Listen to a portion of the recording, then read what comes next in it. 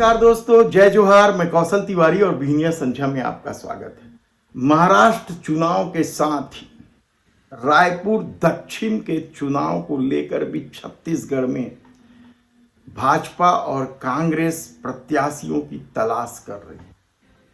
कांग्रेस से दावेदार कौन होगा, अभी कांग्रेस अपने ढंग से काम कर रही है।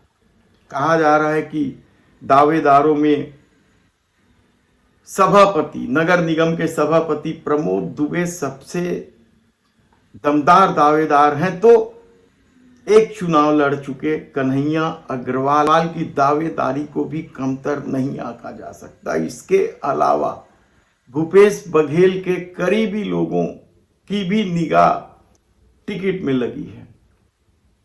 कांग्रेस बृजमोहन अग्रवाल के चुनाव नहीं लड़ने के बाद यह सीट जीत लेगी कहना बेहद मुश्किल है।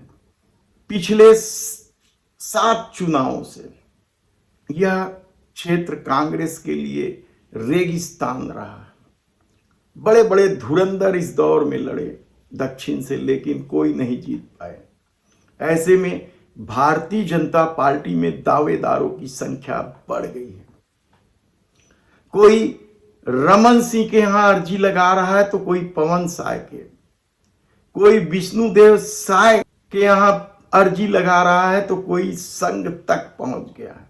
और अब जो जानकारी खुलकर सामने आ रही है उसके मुताबिक क्या दक्षिण में टिकट का फैसला संघ करेगा, यह बड़ा सवाल है।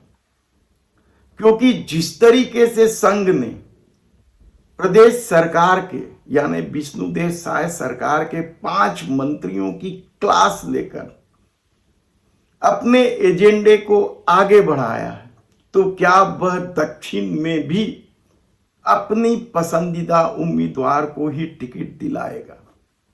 क्योंकि कल कोर ग्रुप की जो बैठक हुई है उसमें यह फैसला लिया गया है कि जो भी दावेदार हैं, जिसमें प्रमुख रूप से गौरी शंकर अग्रवाल और उनके पुत्र हैं, नंदन जैन हैं, केदार गुप्ता जैसे नाम हैं, और इसके अलावा भी जो 2 पार्षद हैं, मीनल चौबे और मृत्युंजय दुबे की भी दावेदारी, इसके अलावा बृजमोहन गुट से जो नाम लिए जा रहे हैं उसमें पूर्व सांसद सुनील सोनी।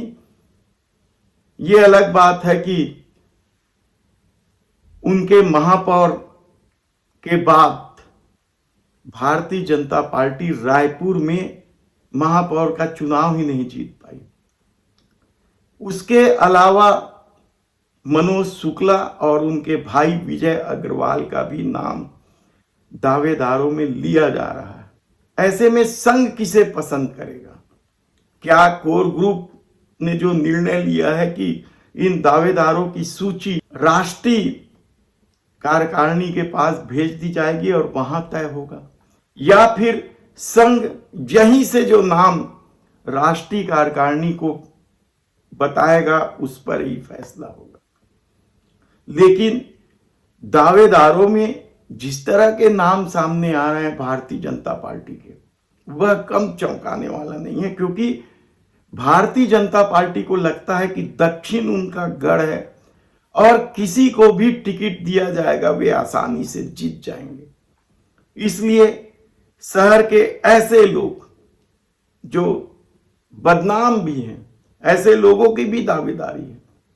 हम अभी नाम का खुलासा नहीं करना चाहते, क्योंकि भारतीय जनता पार्टी और कांग्रेस दोनों में किस तरीके से टिकट बंटेगी उसके बाद ही यह तय होगा कि दक्षिण फतह कौन करेगा। लेकिन एक बात तो अब भारतीय जनता पार्टी में जो तय दिखाई दे रहा है वह यह है कि संघ की दखल बढ़ गई है और दक्षिण में वही प्रत्याशी होगा जिसे संघ पसंद करेगी।